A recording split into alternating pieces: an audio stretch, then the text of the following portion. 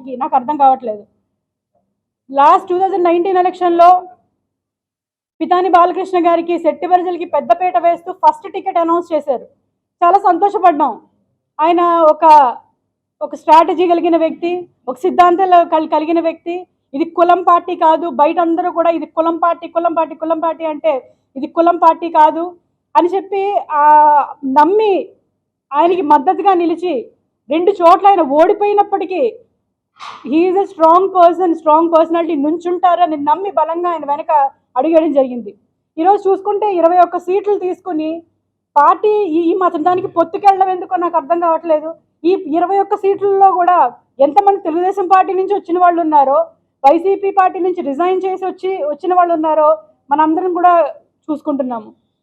21 సీట్లలో చూసుకుంటే ఒకే ఒక్క మహిళకు కేటాయించడం జరిగింది.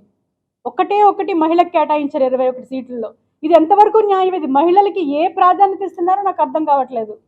అదేవిధంగా సెట్టిబరిజలకి అయితే ఒక్క టికెట్ కూడా లేదు.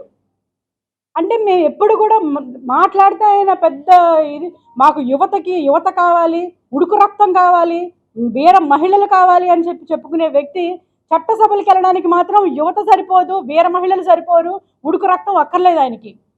ఇక్కడ కాకినాడ రూరల్లో ఒక ముసలాడికి ఇచ్చారు కదండి, ముఖ్యమంత్రి అని పలకడం కూడా చేత కాని ఒక దద్దమ్మకి, ఒక సన్నాసికి ఈరోజు కాకినాడ రూరల్లో జనసేన టికెట్ కేటాయించారు. అది ఏ రకంగా చూసుకుని కేటాయించారో ఎవరి అంటే కాపు అనే వ్యక్తి కాపు అయితే సరిపోతుంది అన్నమాట.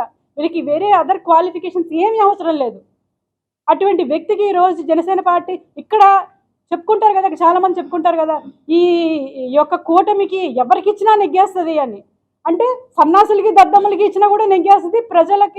ప్రజల యొక్క వాళ్ళ ఇంటర్నల్ ఆలోచనలు అవసరం లేదు.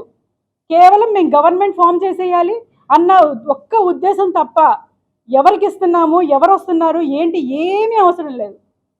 డిసెంబర్లో పవన్ కళ్యాణ్ గారు ఇక్కడికి వచ్చి పంతన్నానాజీ నువ్వు ఎక్కడెక్కడ డబ్బులు వసూలు చేసేవో చెప్పు, నువ్వు ఎక్కడెక్కడ డబ్బులు దొబ్బేసేవో చెప్పు, ఆ లిస్టు రాసిస్తే నేను వాళ్ళందరికీ కృతజ్ఞతలు చెప్పుకుంటాను అని చెప్పిన వ్యక్తి ఈరోజు ఎలా అర్హుడైపోయాడు? వైసీపీ నుంచి వచ్చిన వాళ్ళు ఈరోజు టికెట్లు ఇచ్చేసారంటే అంటే వైసీపీలో ఉన్న వాళ్ళు పవన్ కళ్యాణ్ గారి ఉద్దేశంలో రౌడీలు, గోండాలు, జనసేనలోకి వచ్చేస్తే పునీతులైపోతారు. ఇదే కదండి ఈరోజు పవన్ కళ్యాణ్ గారి ఉద్దేశం. నాదెండ్ల మనోహర్ అనే వ్యక్తి ఈరోజు పార్టీని సర్వనాశనం చేసేసాడు. ఆయన ఒక క్యాబినెట్ హోదాలో ఉండి ఒక పాలసీ మ్యాటర్ తెలిసిన వ్యక్తిగా, పార్టీ స్ట్రక్చర్ తెలిసిన వ్యక్తిగా ఈరోజు జనసేన పార్టీని ఏం చేశారు? పవన్ కళ్యాణ్ గారు మొన్న మీటింగ్లో, తాడేపల్లిగూడెం మీటింగ్లో చెప్తున్నారు, మనకి పోల్ మేనేజ్మెంట్ లేదు, బూత్ మేనేజ్మెంట్ లేదు, వాళ్ళకి 40 years తెలుగుదేశం వాళ్ళకి 40 years అనుభవం ఉంది కాబట్టి వాళ్ళకే మనం ఇద్దాము, వాళ్ళతో పాటు అడుగులేసి నడుద్దాము, వాళ్ళతో సమానంగా నడుద్దామని చెప్పడం జరిగింది. పోల్ మేనేజ్మెంట్, బూత్ మేనేజ్మెంట్ లేకపోవడం అనేది ఇన్ఛార్జీలు తప్ప. ప్రతి నెలకు ఒకసారి ఇక్కడికి వచ్చి క్లబ్లో ఉండి నాదెండ్ల మనోహర్ అనే వ్యక్తి ఇక్కడికి వచ్చి క్లబ్లో స్పెండ్ చేసి ఒక డే అంతా కూడా ఏదో మీటింగులు పెడుతున్నామని చెప్పేసి 3-4 రోజులు ఇక్కడే స్పెండ్ చేసి పోల్ మేనేజ్మెంట్ కానీ బూత్ మేనేజ్మెంట్ కానీ చేయకుండా ఏం చేస్తున్నారు?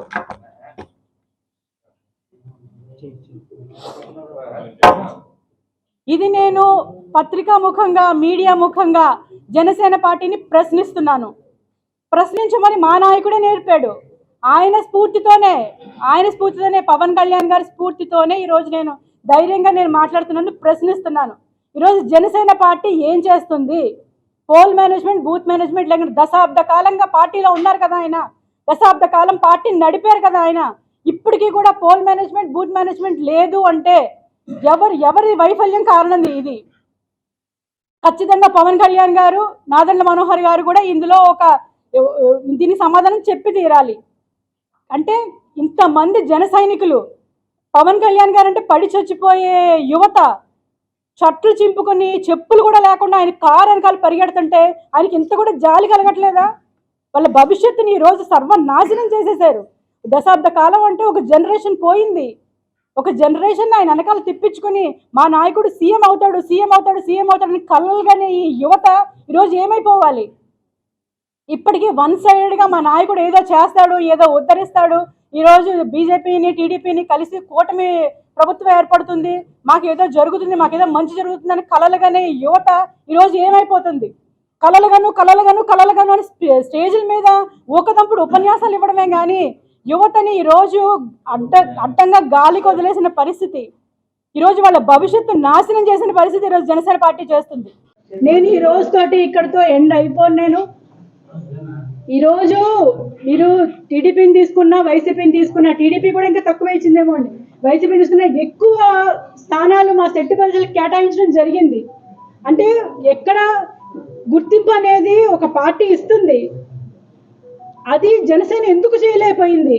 ప్రతిసారి మాట్లాడుతూ ఉంటారు కదా, ఎందుకు చేయలేకపోయింది? నేను ఒక్కటే ప్రశ్నిస్తున్నాను, నాదెండ్ల మనోహర్ గారు పార్టీని ఏం చేయాలనుకుంటున్నారు?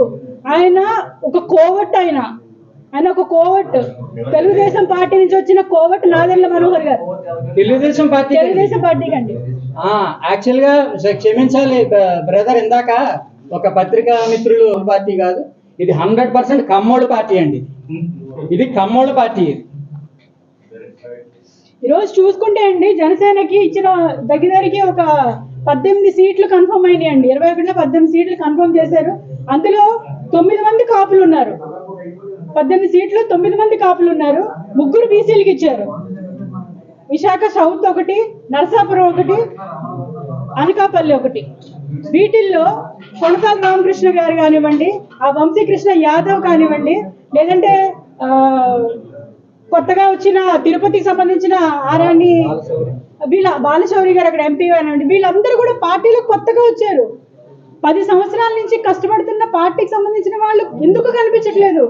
ఈరోజు కొత్తగా వచ్చి టికెట్లు పట్టుకెళ్ళిపోతే వాళ్ళకి మేము వెనకాల ఊడిగం చేయాలా?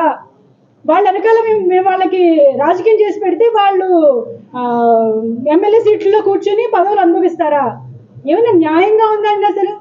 అసలు మహిళలకి ఏముంది? అక్కడ గంటా స్వరూప అని రాజమండ్రి సంబంధించినటువంటి స్టేట్ సెక్రటరీ అండి, నా తోటి సెక్రటరీ, ఆమె భర్త చనిపోయి పుట్టెడు దుఃఖంలో ఉంటే కనీసం ఆ స్టేట్ సెక్రటరీ 10 సంవత్సరాల నుంచి పార్టీని కంటిన్యూస్గా ఫాలో అవుతుంది. తన ఫ్యామిలీని, పిల్లల్ని వదిలేసుకుని మరి రాష్ట్రంలో ఎక్కడికి వెళ్ళినా కూడా పంపించినా కూడా అమ్మాయి సేవ చేస్తుంది.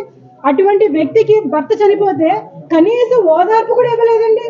మనోహర్ గారు కాకినాడ వచ్చి, రాజమండ్రి వచ్చి వెళ్ళిపోతా ఉన్నాడు, కానీ ఒక్కసారి కూడా వెళ్ళి ఓదార్పు కూడా నిర్వహించలేదు అమ్మాయికి.